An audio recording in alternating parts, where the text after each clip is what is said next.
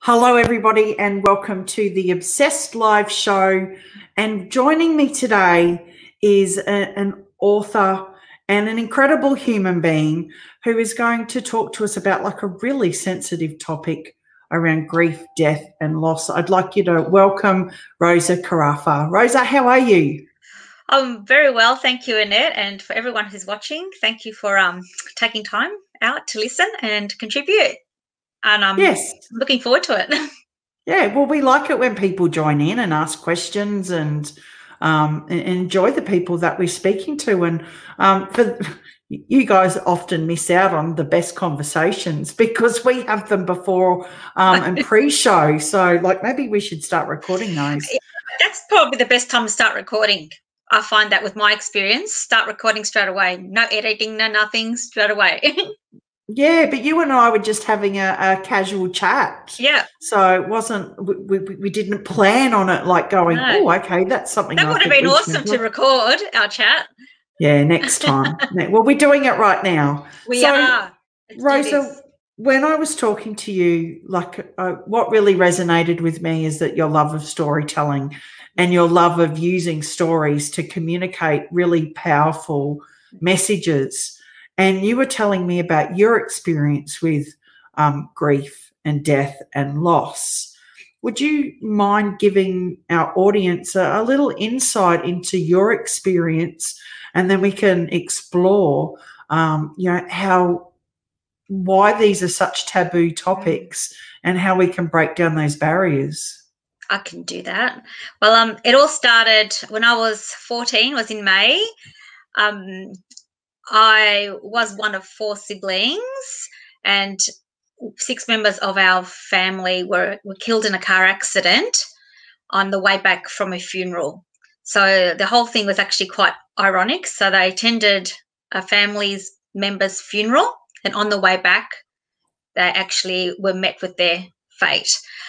In the car, there was my little toddler brother, my mother, my father, my uncle. I smile when I say his name because he was so joyful. He taught us the gift of laughter. So that's why I smile every time I mention him. And both of my grandparents. Now, my grandparents were, I'm going to say, my other parents, not because I was from a Italian European family, but because we were actually tight knit as well. So my mama, we called her mama, our grandmother, our nonna, she did a lot of the cooking and a lot of the dressmaking. She did a lot of crocheting. So she basically was that other mother in my life. And my grandfather really invested in us, in showing us the pleasure or the beauty, I should say, of nature, because he adored his garden. And my father was a shoemaker. So I am a shoemaker's daughter, shoe designer's daughter. And I smile as well with that because we had beautiful shoes, very well-fitted shoes. And my father showed passion in that. And my father was also, remember, very active in the community as well, because he actually specialised in not only men's and women and children's shoes, but also shoes with people who had deformities or one foot size different from the other. So he really does very much of what I do now, really delves in a particular area that's taboo or not really spoken of. And back in the 80s, it was not spoken of. My mother was a seamstress, and she also helped our father with his shoes, and she loved us. She just did everything for us, and she gave us time. And this is why myself with my boys, I say, you are so lucky you have a parent that gives you time. And that's what our mother gave us. So I do have 2 siblings as well. And I was 14, that was in 1984. Just to give you an idea, and I'm 50 now, so. Get out, you are not 50. I'm 51 in September. So. Oh my God, you look absolutely, you look like 30. I've got good So genes, that I can you say from my family. you do have incredible genes, and what an incredibly talented family you come from. Like, so creative and Yeah, passionate about, making people feel and look good. yeah. So where were you that day? So why weren't you in the car? Well, in the morning, our parents left. And remember, back in the 80s, that's when you were allowed to leave your kids at home for a little Yeah, while. you didn't get in trouble then. No, and we were very safe because our neighbours next door were our family anyway, so we were safe. And I was actually studying for a piano examination, an exam. So I had a piano and a vocal exam to study for. So I went to a relative's house, and my sister, my brother went to another relative's house. So we were in two separate places during the day, and therefore during the night we were separated. I wasn't with my siblings. Now most people don't feel that that's a trauma, but for me that's a trauma. To when something like this happens, and all I thought was I want my brother and my sister, and therefore they weren't there when this happened. So I won't jump ahead.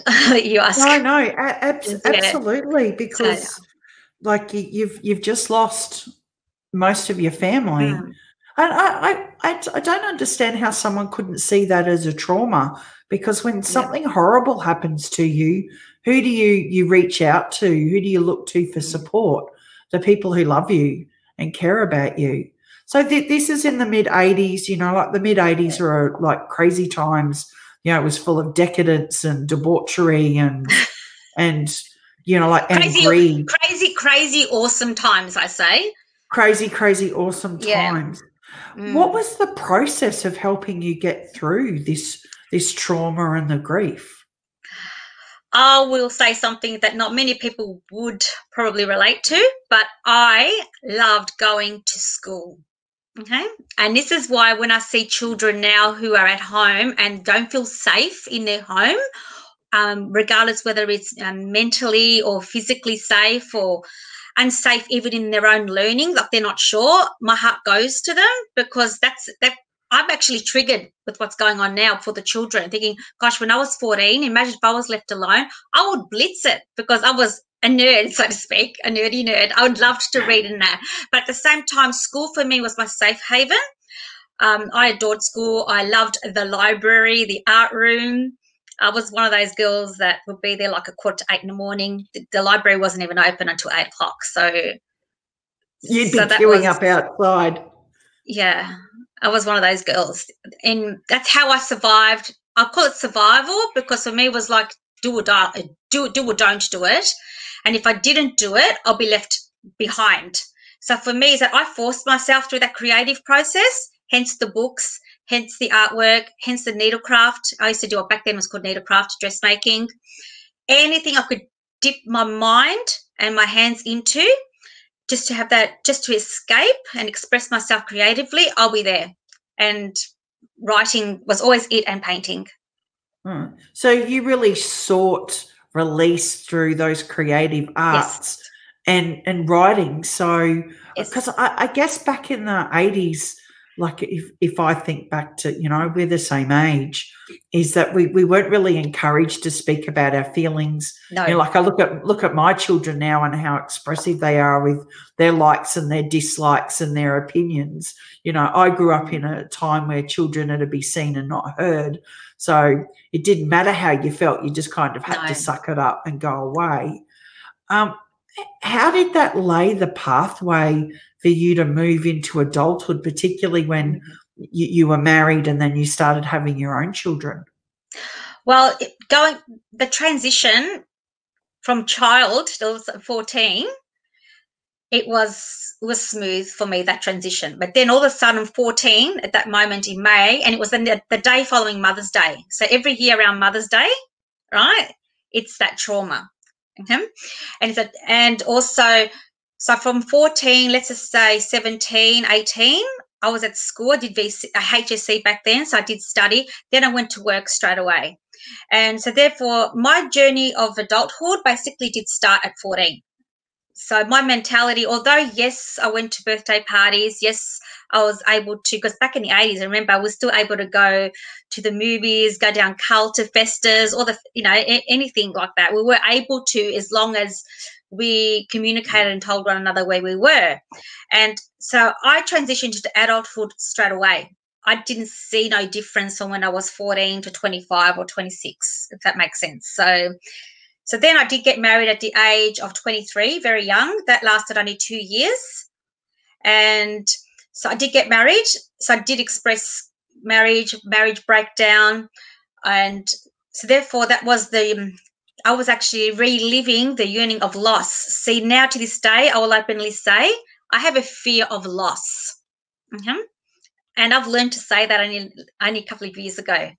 And not many people can say they've got a fear of loss. No, it's not.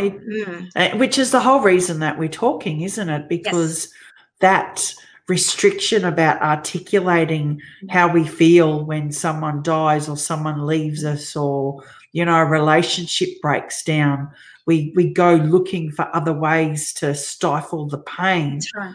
For you, how have you managed to navigate that loss, and why was it only recently that you were able to say so articulately how you that fear that you have? Pretty much what you said, what you addressed of a little while ago about we were brought up in the times, we were teenagers in times where we weren't really vocal. Even though we did speak up, we still were put on the back burner. Like we're only kids. Kids don't know anything. And let's face it, in a European family, you could be 25, you still be a kid, right? But during that time, we weren't allowed to speak. Mm-hmm. Even though we did speak, we did. So therefore, I was not argumentative. I was very inquisitive. So that's what kept my sanity going.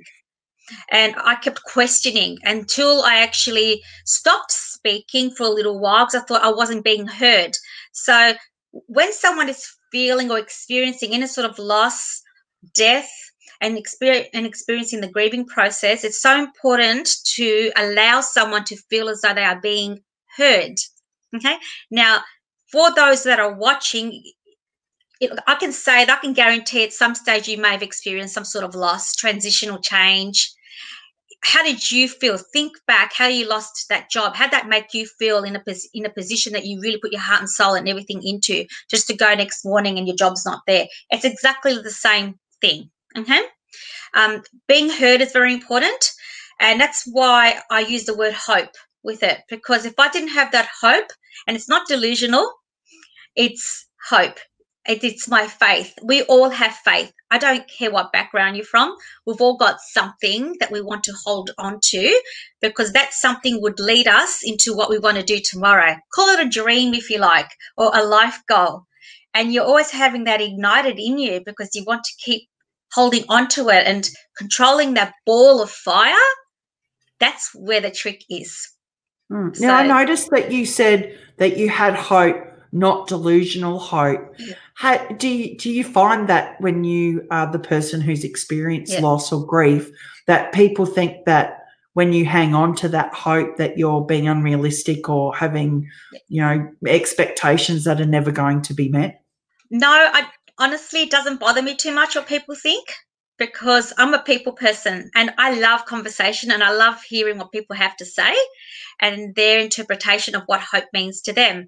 I believe that everyone has their own way of living through, let's just talk about this aspect of hope. Didn't worry me, and I was not delusional, because my hope was A1, just to get through my life, because I was completely traumatized, because I was still hearing my parents. To this day, I can still feel the last kiss. So for me, if I didn't have hope, I don't know where I would have been. Do you think that hope gave you a more positive outlook on taking that step forward? Yes, it did, because I didn't realize until probably a little bit later down the track when I became a mother, and I was 32 when I first became a mother. And then, look, I've got two boys, to give you an idea, and they're both 5 years difference, 5 years apart. So one's 18 and the other one's 13. And it didn't really happen until I was a mum. And that's when I wanted not just my mother, my whole family. Mm. So I'll openly say that it wasn't just the loss of my mother. I wanted everyone. And I just wanted to keep their memory alive. So I was so desperate keeping their memory alive, because I went through that stage of every time I would turn a certain birthday, okay, I'm close to the date that they were when they were killed. See, I don't say they died, I say killed. I've had to learn to, it's the reality of it. They were killed in an accident. So my mother was 35 and my father was 41. So I was leading up to 35. I had a small boy, my first boy, and I was starting to have anxiety. I'm going, oh my God, I'm questioning my mortality. It's not real.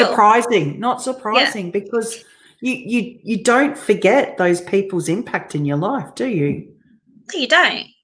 And I don't care what anyone says, good or not so good. Everyone has an impact in your life. And I always say, thank the people that come and go in your life. It doesn't matter who they are, because we're all a seed. It's up to you how you water it. Do you fertilize it or do you put poison on it? It's up to you. Not everyone understands that phrase. I use it a lot in my writing. And I actually address that in a book that I've got coming out probably the next few months. And I address that it's a personal collection of my own creative experiences with hope, and death. Beautiful. Well, we'll get to your book in a minute. I'd like to explore a little bit about when people find out that, your family was killed in a car accident. Do you find that people are kind of not certain how to interact with you or how to acknowledge that, by either almost ignoring it or using euphemisms to, like, oh, they're at peace now, or they've gone to a better place? I always find that really weird, especially if someone's been killed traumatically. It's kind of like, no, I don't think so. No. That is one of the don'ts. Please don't say that to anyone. Yeah, you want to go slap. Please don't say that unless you are given permission to be in part of that intimate world with them, that the closest, and you're confident. Okay, but even then, please don't say that to them, because anyone who experiences death, and I'm talking about children because I was a child and so were my siblings, that's not going to make any sense to a child. You say that to a 9-year-old or to an 11, 12-year-old, a 14-year-old, they're going to say that's not true. Their place is with me, making me breakfast to go to school with. Their place is waiting for me till I get home from school. Their place is disciplining me when I'm playing up. Their place is, to organise Kentucky Fried Chicken because we're going to go to the drive-ins. I'm coming to your house. My memories when we were kids, So no, they're not in a better place, because I really enjoyed putting on my pajamas and going to the drive-ins. So no, you just listen.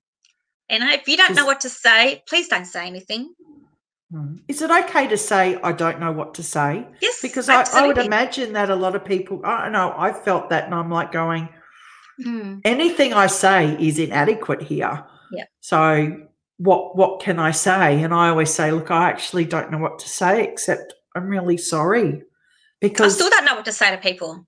Yeah, well, yeah, so that's an interesting point, is that even though you've been through this, you're still not the expert, are you? No one is an expert. And people may argue with me, but I've even tried doing grief counselling courses, diplomas and everything. I couldn't do it. You know why? Because it wasn't reality.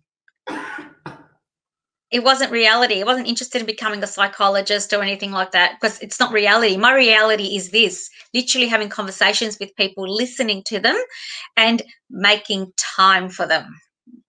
Beautiful. That's the reality. Let's talk about how this has impacted your creativity and your writing. So you're a prolific writer, a prolific storyteller. Where do you get your inspiration from for the things that you write about? My life.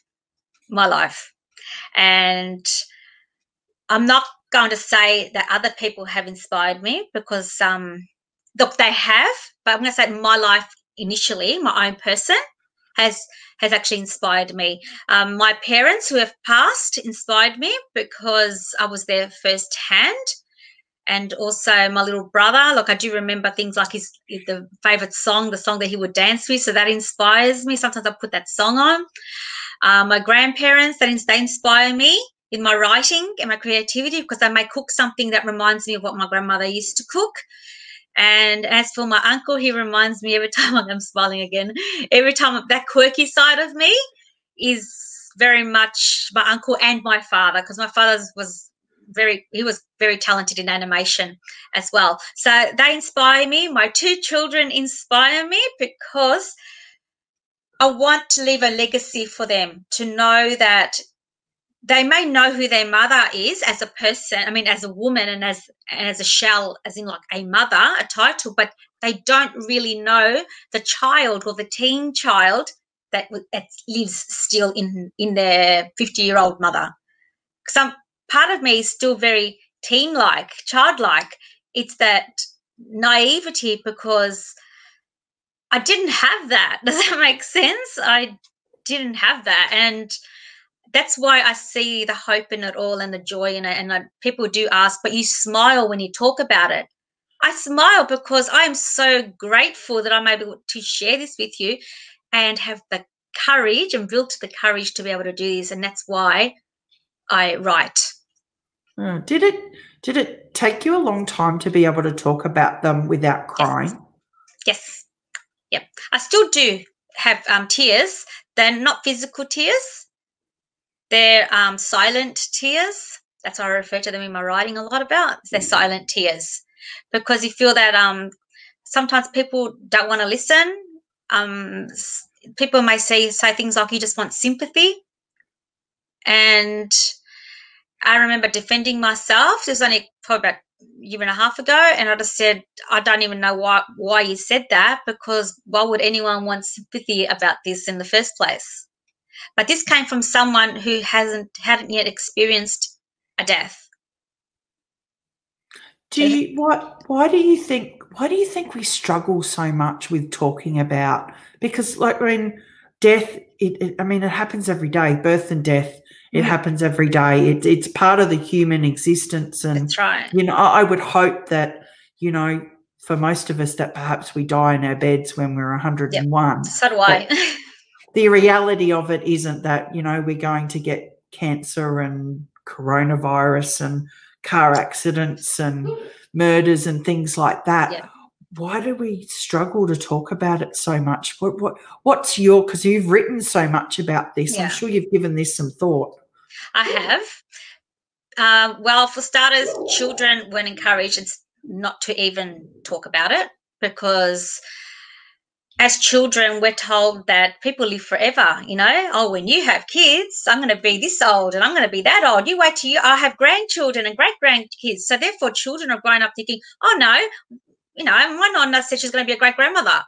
So the child is not prepared that the person dies, right? So we're not taught to talk about it from very young. In fact, we're actually shunned away, because I actually do remember when someone in the family friend or someone would pass away, we weren't even told. We were just told they just weren't there anymore. They just weren't there.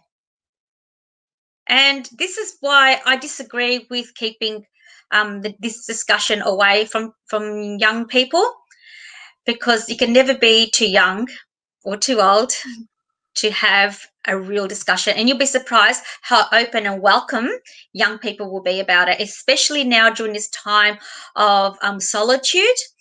And mental health is always an issue. It always has been since the beginning of time. It's just that now we're more aware of it. But the impact that loss, solitude, death as well, changes, and also the parts in the middle, which is that process of grief, is what's killing people more than an illness. And I'm going to say that openly, because if I didn't remain focused, people have said to me, I don't know where you would have been. I fought for who I am now. I remained quiet for a very, very long time. I wasn't welcome to talk. That It doesn't must matter have how been old. so hard. It doesn't matter how old I was. I could have been 20 and 30. I still wasn't welcome to talk.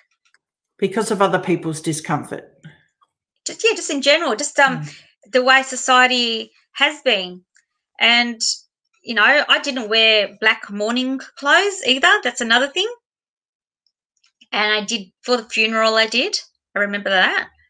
But that's regalia or tradition, you know. It's just the robes that people wear to represent a procession or, you know, just where they are now. And I'm really interested in cultural rituals and how they actually perceive death and how they actually grieve it and the celebrations that they have to commemorate the person. Like, do they mourn? How do they mourn? So this is why it's raised that curiosity in me about death. And for anyone who's watching who's a keen reader, who doesn't mind a little bit of obscure poetry, Emily Dickinson, my all-time favorite. And she actually addresses death, her connection with death. And I discovered her as a teen while, you know, I was also reading, you know, Jane Austen's Persuasion and all that. But Emily Dickinson, when she mentioned, you know, that she rode with death, or it doesn't mean that she was suicidal or insane or anything like that. She actually saw life for what it was. And so for anyone who wants to just do a bit of reading or Google Emily Dickinson, her poetry on life, it's very touching. And without even knowing that, when I read back on my work, my editor read back your work, she goes, your work is so profound. Like, I don't know how the lay reader is going to understand this story of death. I said, it's not designed for the lay reader. It's designed for everyone. People take what they want from it. Right? So, yes, I've had to adapt to do a copy for everyone else, and then most likely we'll get a copy done, the original copy as down. But Emily Dickinson, I'm going to say it 3 times. That's okay. I'm going to take it that you really want us to read Emily Dickinson. Please do. Just extracts. They're very short. You would write them on a notebook, on a piece of paper, and she was just obsessed with life, like that transition of birth and death and everything else in between. And I didn't know that until I started writing this book, who a lot of this reminds me of. I don't know. Well, that's pretty cool. That's pretty cool that you're liking to Emily Dickinson. Like, she's incredible. Now, you said that you've been quite fascinated by different cultures' attitudes towards death. Like, in your reading and research, who has probably got the most realistic approach to no one really has. No one. We all suck at it. I'm going to say that it's such an individual experience. And if I have to go out there, we've got, you know, Christianity, we've got our faith, and therefore we have the word heaven that everyone seems to relate with. But then what is heaven and where is heaven? Another topic again. Good question. But this is it. Is heaven, you know, in the spirit? Is heaven a place? Is heaven born at all yet? So we don't know. So we live very much in the unknown. So Sharon, yes. Sharon's read it. I would imagine Sharon has. Yeah, so that's the cultures when it comes to death. Some people would say in my reading and cultural, if you talk about faith, the Buddhists tend to believe in real peace, in allowing the process to happen naturally, organically as well. So, but I feel that not one culture really has it down packed yet, but as long as it helps the individuals, for me, that's the main thing, because culture is a wonderful thing. It's there to learn. It's always evolving with time. Because remember, it's passed down. It's ancestral. So if we don't start making changes now, we're actually in control now of how our children are going to react and our children's children. So it is an ancestral behaviour. So it is a topic that's not very widely spoken about. It's not a happy topic, but it's a life topic. It's a life topic, but then there Yeah. is so much about life that isn't a happy topic. No. And if we avoid those topics because they are uncomfortable and they make us feel awkward, then how will we ever learn how to navigate our way through them without falling in a heap? And I guess in saying that, it's okay to fall in a heap, isn't it? When I do. you know, yeah, well, I remember when my mum died, and my mum died from cancer. Yep. And it was a hot, like, I can still remember how I reacted. I can still smell and see what happened. But I'm grateful for that experience because that was the first dead person I'd ever seen. And for me, it really brought, it wasn't, for me, death was always something that a distance, you read in a horror novel or you saw on TV. It was never real. Not. But it's real. No, it's not. Yeah, it's real. And that memory that you have of your mother, that's what I mean, what I had with my family. And I remember exactly like the position where they were, and you take that on with you forever. Even if trauma causes you to block, eventually down the track there will be a trigger that would allow it to surface. This is when it'll be interesting to talk to a grief psychologist, because they'll be able to discuss that further, how the mind reacts with the reality and the behavior of the person. But children are no different. Now, you touched on ambiguous grief, the grief that grieving someone while they're still alive. And that happens also, that's very common. That could be also a parent or a friend or someone that you've broken up with, someone that you've lost in your life. That's loss, okay? And that is a death of that relationship. And also you, unfortunately, watching your mother become ill, that you're already grieving from day dot. And a lot of people are actually addressing it along Facebook, and there's a lot of posts about those who have dementia and Alzheimer's, watching their seniors experience, watching them pass. That's ambiguous death. That's preparing yourself. Grief and allowing to be. I hope my father said that's right. Yeah, that's profound. It really helped her grieve. Yeah, it does. Yeah. It would. So I didn't have that, and that's the part I keep imagining. And I guess, like, to sum up, is that for each of us the experience is different. Exactly. And that there is no right or wrong. No. And the only thing that you can do if you're on the outside looking in is to give that person space and to support them how they need it. And isn't it true that, you can't dictate to other people what's right and wrong, or how long it is the appropriate time to grieve, or when they should get over it, or when they should pick themselves back up. Is just be there for the person. The list of don'ts is endless. So basically, just be yourself. Be the person you are to that person who's experiencing something that's very different in their lives. And that can, like I touched on that earlier, that could be a lot of things. And especially now, during this time, we're experiencing something very different in our society. Please reach out to people who you may feel that you would normally hear from, but you're not. Just a simple hello, send them even an emoji, just let them know you're thinking of them. Look, not everyone's comfortable with Facebook as well, and it's okay to give them a phone call. And you'll be surprised, more than often people would actually appreciate you saying hi to them. How are you feeling? Not how are you? How are you feeling? How are you feeling? That is really... Not how are you? Yeah, because what's our reaction to how are you? How are you? I'm good, thanks. Yeah. Like, it's almost like, I'm good, thanks. Okay. But that means you're not really interested to know how I'm feeling. How are you feeling? I love that. Thank you for that reminder. Rosa, you have been awesome to talk to. You're welcome. Thank you so much. Please feel free to put in the post where people can get a hold of you and read your books and read your writings, because I think that, your thoughts are enlightened and you're an incredibly beautiful soul. So thank you for spending some time with me. So are you, and I love what you do. Thank you, everyone, for watching. And never give up on hope. Bye now.